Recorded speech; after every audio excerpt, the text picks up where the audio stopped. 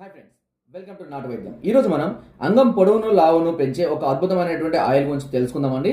ఆ ఆయిల్ పేరు వచ్చేసి ఎక్సైజ్ ఆయిల్ అండి. ఇది వచ్చేసి 100 ml ఉంటుంది. ప్రతిరోజు ఉదయం రాత్రి 2 పూటల కనుక అంగం పైన మసాజ్ చేసుకున్నట్లయితే అంగం సైజ్ అనేది 1 నుండి 2 అంగుళాల వరకు పెరిగే అవకాశం అయితే ఉందండి.